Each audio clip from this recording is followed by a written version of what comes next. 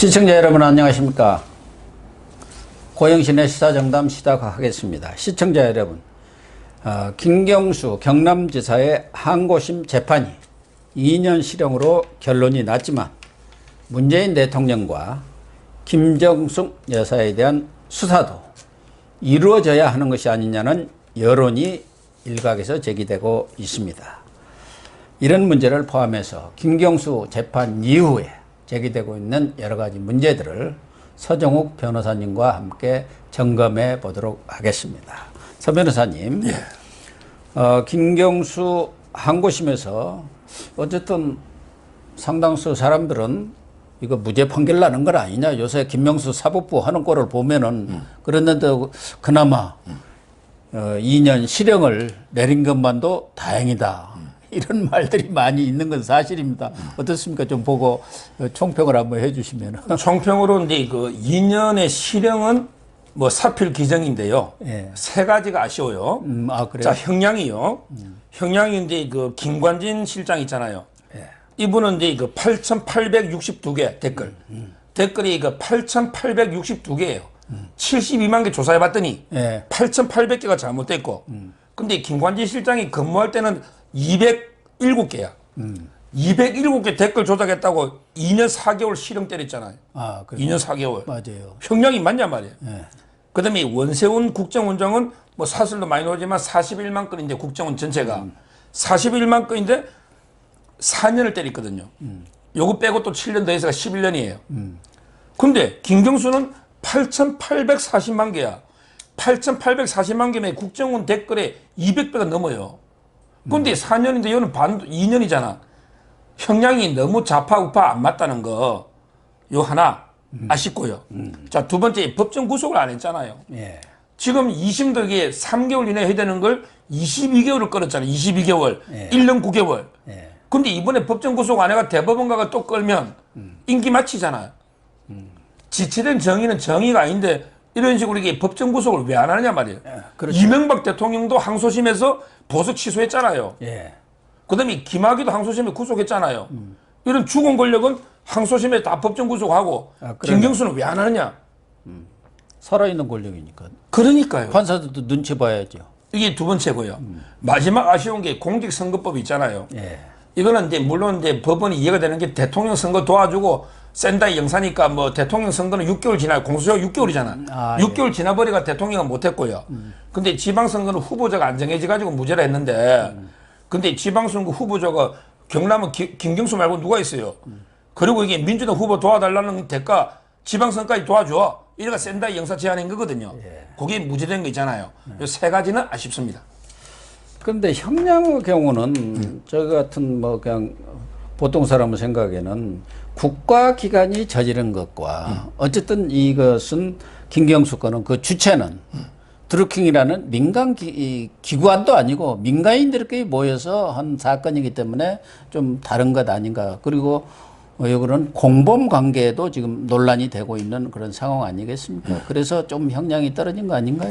근데 저는 드루킹보다요, 김경수나 이게 더 나아가면 이제 배우 주범도 가겠지만 더 나쁘다 보는 게 드루킹은 이제 이용당한 거 아닙니까? 네. 자기가 이게 조작하면 자기한테 무슨 도움이 돼요? 그러면 이게 결국 조작하면 문재인한테 도움되는 거 아니에요? 네. 그러면 저는 혜택을 입은 사람별로 더 높게 처벌해야 된다 이거죠. 누가 이게 수혜자냐? 그래서 제가 이제 그 데일리안의 칼럼도 누가 최대 수혜자냐 말이에요. 김경수도 자기가 수혜본 게 뭐냐 말이에요. 김경수도 이게 문재인 수행실장 따라다니면서 결국은 이게 드루킹이 여론조작에 덕본 사람이 누구냐 말이에요. 문재인이잖아요. 그래서 왜 배우 몸통을 수사 안 하느냐. 이런 제가 칼럼도 썼지만 그래서 저는 형량을 정할 때에 왜 드루킹이 훨씬 더 무거워야 되느냐. 김경수보다. 이런 생각 드는 거죠. 가장 핵심은 뭐 김경수는 일단 사법적 판단을 받았고 이제 대법원에 상고가 됐으니까 거기서 최종적인 결론이 나리라고 보는데 우선 이 드루킹 김동원이를 김경수한테 소개시켜준 사람이 송인배라고 그 비서관 아닙니까? 뭐 상황실장인가 부속실장인가 했던 사람이고 또 김정숙 여사도 그 경선장에 가가지고 경인선 가자, 경인선 가자. 그 세 번 외치는 것은 뭐 하도 그동안 방송에서 여러 번 나왔기 때문에 그러면은 이런 상황 자체를 대통령이나 김정숙 여사는 아무것도 몰랐을까요? 지금 여기도 또 몸통이 누구냐? 뭐. 그럼요. 거론된 게 전부 관여된 사람이요.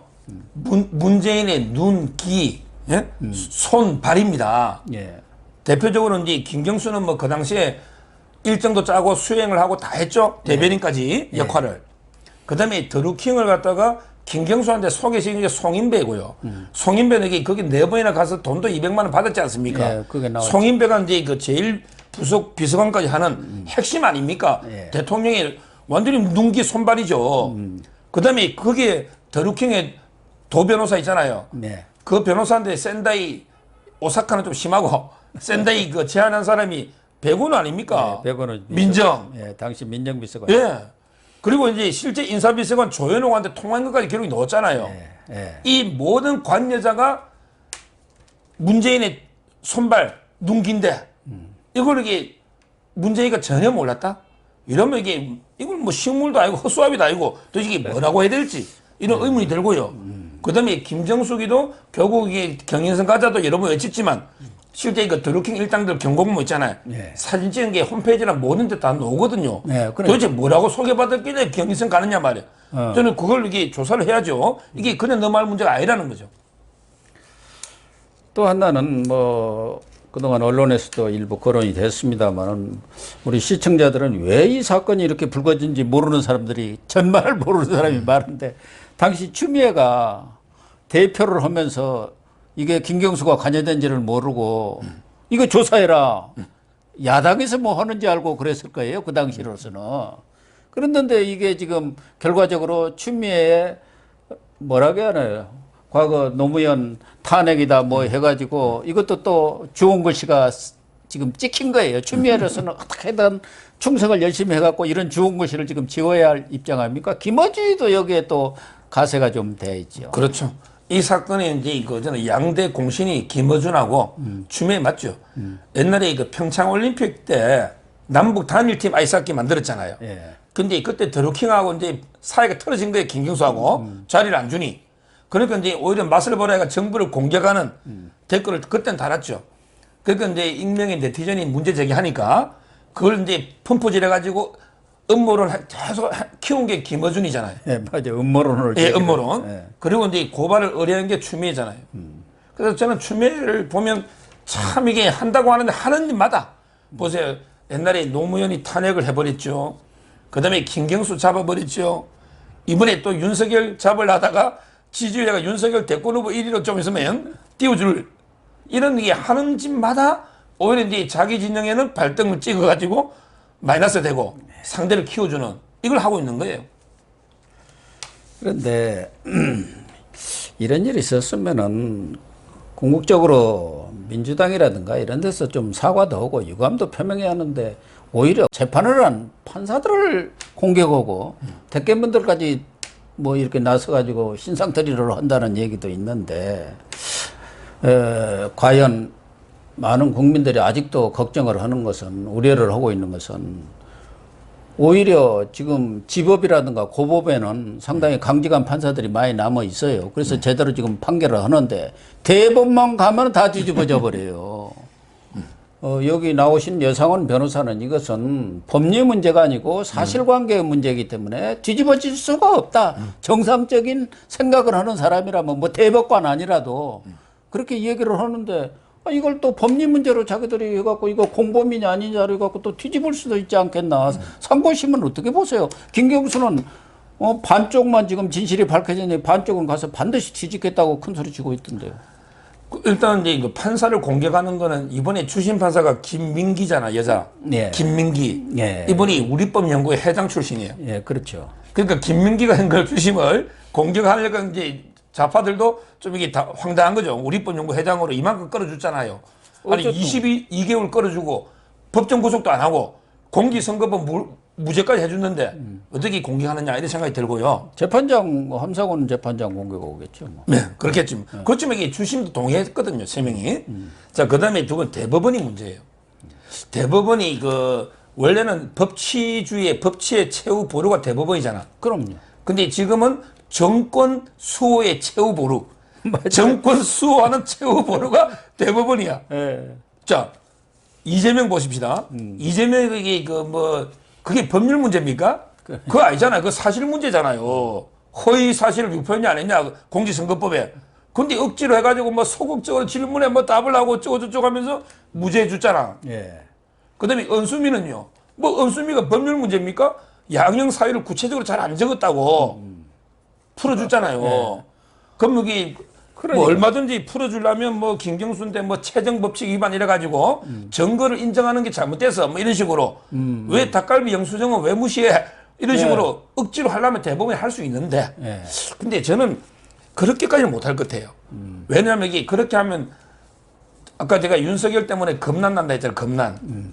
근데 그렇게 하면 판사들도 이제는 정말 하급심에서 1심, 2심이 다 만장일치로 유죄를 인정했잖아요. 그다음에 떠나기 전에 차문호 부장까지도 김경수가 봤다고 하잖아요. 예. 이걸 갖다가 대법원에서 야 닭갈비 먹는다고 그거 어떻게 보냐 시연을 이래가지고 이게 대법원에서 파기한 소식이면 양심적인 판사들이 가만히 있겠습니까? 판사들이 연판장 돌립니다. 김명수 물러나라고. 예. 그래서 저는 이번에는 이제 결국 그렇게 하기 힘들고 그럴 실력도 없는 게요. 또 그렇게 되려면 이 대법원 오래 갑니다. 뭐 법에는 3개월이잖아요. 근데 제가 보기에는 상당히 내년까지 오래 겁니다. 그러면 김경수는 어차피 끝났어요, 경선에. 예, 굳이 끝났죠. 무리하게 살릴까? 이런 생각도 들어요. 예. 그래서 김경수는 이미 이제 정치적으로 끝났다고 봐야죠. 뭐 대권 주자군에서는 탈락한 거 아니겠습니까? 예.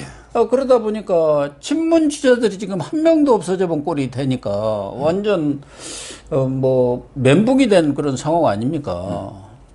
그래서 친문 쪽에서는 지금 양강 체제로 굳어져 버릴 경우 과연 이낙연, 이재명을 믿을 수가 있겠느냐? 또 이낙연이는 지금 호남에서도 여론들이 그 불쏘시개로 끝날 거야. 다들 그렇게들 이 얘기들을 많이 해요.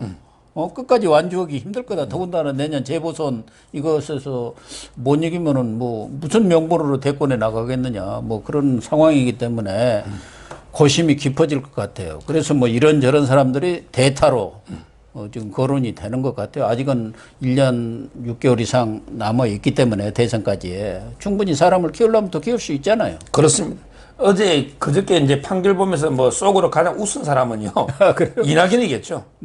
만약에 김경수가 무죄 받는 순간에 이낙연은 진짜 이게 추풍낙엽으로 완전히 낙동강 올열처럼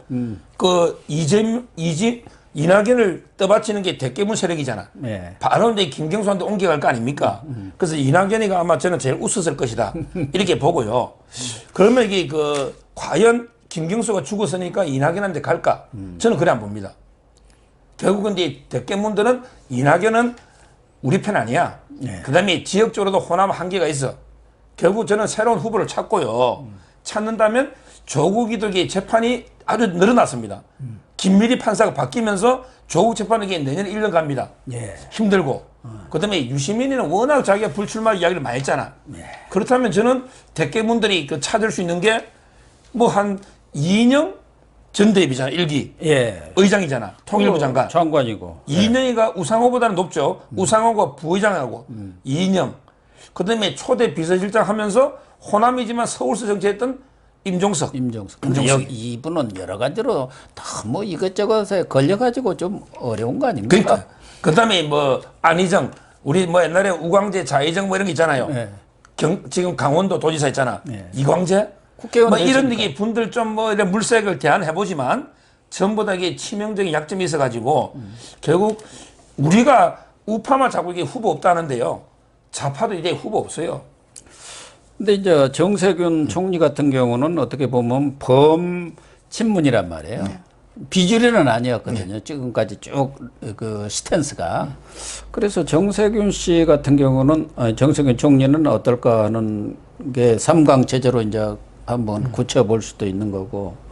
일각에서는 유시민이가 요새 방송을 다시 알리려고 재개를 했더라고요. 예. 뭐 책 비평이라는데 결국은 정치 비평으로 하려고 하는 거 아니겠습니까? 전에 정치 비평 안 한다겠다 그냥 하기는 그러니까 책 비평 한다고 하면서 시사 이야기 할 텐데 유시민도 뭔가 더듬수를 좀 놓고 있는 거 아닌가요? 그러니까 유시민은 이제 정치 이야기는 안 한다고 하면서 책 비평으로 그건 지켜봐야 되는 거고 워낙에 좌파들은 말을 잘 바꾸니까 예. 좀 지켜봐야 되고요. 그다음에 정세균이는 뭐 포항의 사이라고 자꾸 포항 사이라고 떠드는데 근데 자기가 전북의 아들이잖아. 사이보다 아들이 중요하거든. 그러면 전북의 아들인데 전북은요 전라도에서도 서자 취급 당하더라고. 저 지역을 폄하하는 게 아니고 예. 전라도도 이게 본격은 목포라든지 전남 광주 있잖아. 광주가 정치 1번지잖아. 뭐 박사님이 더 고향 잘 알겠지만 전북 출신은 더 호남에서도 좀 홀대받고 그래서 저는 정세균 이분이 그 당내 경선에서 만약에 당심에서는 좀 일부 얻는다 봐요 표를 당심에서는 그렇지만 이게 그 민심 있잖아요 본선에서 과연 정세균이가 경쟁력이 있을까 이런 데 회의감이 듭니다. 그래서 당내 경선에 대비해서 물밑 움직임은 아주 활발한 것 같아요. 네. 정세균계가 사실은 지금 박병석 의장이라든가 네. 지금 최재성 정무수석 또 김진표 의원 웬만한 사람들 그리고 중진이라든가 그래도 좀 인품이 괜찮다 뭐 그런 사람들 다 정세균계입니다 사실은. 이 사람입니다. 정 총리가 워낙 품이 좀 넓거든요. 사람이 포용력이 있고 그래서 오히려 야당에서도 좋아하잖아요. 그런 측면에 있는데 국민이 안 알아죠. 제가 이제 아까 윤석열 총장 방송하면서 그 대깨문의 유명한 변호사 제가 만났다고 어제 이야기했잖아요. 그분하고 이제 뭐 윤석열 추미애 이야기도 하고 정치 이야기를 해보니까 예. 그분도 이제 그 전북이거든요. 그러다 보니까 이제 이낙연이보다는 전부 다 정세균이가 사람은 좋다고 하는데 그 사람 좋다고 정치가 되는 건 아니잖아요. 그런 게 들고요. 그럼 제가 이게 그 최악의 경우 안 되면 이재명이를 밀 수 있느냐 물어봤죠. 이재명이. 네. 그랬더니 이제 그 선배가 하는 이야기가 이재명하고 이제 대깨문은 이제 그 이미 돌아올 수 있는 강을 건넜는데 이재명이가 대통령 되는 순간에 문재인이가 갈 데가 두 군데밖에 없대. 그 선배가. 그래요?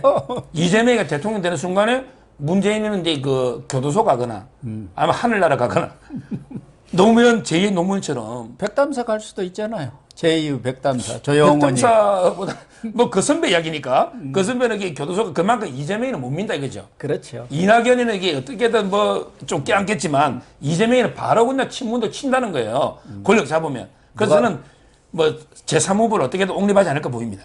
예. 네, 시청자 여러분. 김경수 재판은 끝났지만 그 이후 여러 가지 이런 후폭풍과 정치권의 파장이 미칠 것 같습니다. 아직은 좀 시기상조이기 때문에 예단을 할 수는 없습니다만은 시청자 여러분이나 저나 좀 더 지켜보도록 하겠습니다. 시청해 주셔서 감사합니다. 감사합니다.